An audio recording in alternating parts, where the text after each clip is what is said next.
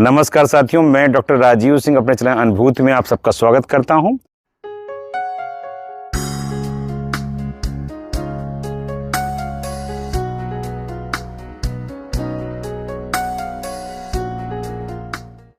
और जैसा आप जान रहे हैं कि समय दिसंबर शुरू हो गया और ठंड ने दस्तक दे दी है। मैंने भी स्वेटर निकाल लिए हैं और पशुओं को भी ठंड लग सकती है इस मौसम में, और लग क्या सकती है, लगनी शुरू हो गई है। तो इस मौसम में अगर आप देखें तो एक अचानक कई बार ऐसा होता है कि पशुओं को हम कहते हैं कि ठंड लग गई, हमारे पशु को उसने खाना पीना कम कर दिया, या उसको दस्त लग गए, या उसकी नाक से स्राव आने लगा, जुकाम जैसा हो गया।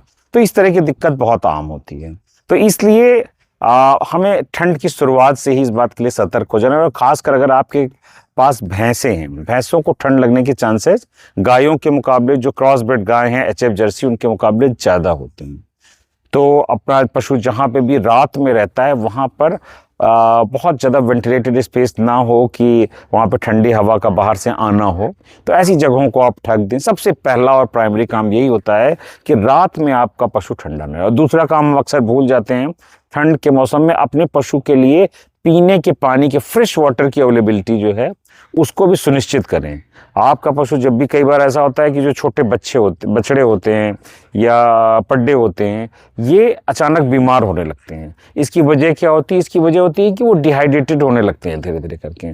पानी ठंडा है, किसी ने ध्यान नहीं दिया, वो कम पीते हैं, और उसकी वजह से धीरे धीरे और बहुत तरह की दिक्कतें आती हैं। और ऐसे ही पशुओं को ठंड भी ज़्यादा लगती है। जब आपकी बॉडी डिहाइड्रेटेड होगी, कमज़ोर होगी, तो इस तरह की दिक्कतें ज़्यादा होंगी।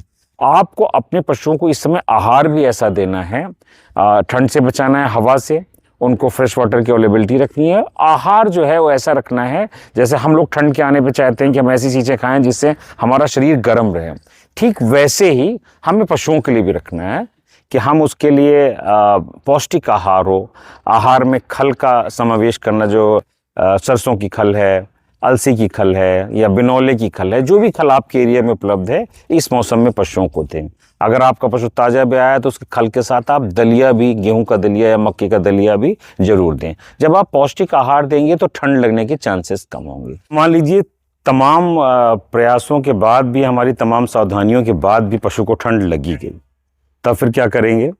तब फिर अगर आपको अपने पशु को ठंड से बचाना है, मान लीजिए कि ठंड, हमें पता है कि अचानक मौसम ठंडा हो गया, बारिश हो गई, तो आप एक बड़ा अच्छा सुरक्षात्मक उपाय कर सकते हैं। अपने पशुओं को होम्योपैथी की एकोनाइट दे सकते हैं। एकोनाइट की 200 पोटेंसी आप ले आएँ अपने पशुओं को। अगर मान लीजिए आपके पास ज़्यादा पशु हैं तो आप उसको पानी में ही लगा सकते हैं, वरना अगर हर पशु को देना है तो दिन में 1 या 2 बार आप उसको 8 से 10 बूंद दे दें। तो एकोनाइट जो है वो जो सडन कोल्ड होता है, अचानक ठंड आती है, उससे बचाव के लिए और उसके लिए उपचार के लिए, दोनों के लिए काम करता है। साथ ही आपको अगर लगता है कि नहीं हमारे पशु को हल्की फुल्की ठंड है, तो एकोनाइट के साथ आप आजकल मार्केट में एंटी इन्फ्लेमेटरी, एंटी एलर्जिक दवाइयों के कॉम्बिनेशन अवेलेबल हैं, उनको आप अपने पशुओं को दे सकते हैं। तो ऐसे कुछ कॉम्बिनेशन मैं आपको दिखा रहा हूँ, जिसमें लिवोसिट्राजीन भी है, जिसमें मेलॉक्सिकैम भी है, पैरासीटामोल है। तो इस तरह के बोलस दें, और जैसे मैंने बताया एकोनाइट दें, ठंड से बचाव रखें। और इन सब प्राथमिक उपचारों, ये सब प्राथमिक उपचार हैं, ये करके आप अपने पशुओं को आसानी से ठंड से बचा सकते हैं। धन्यवाद सर।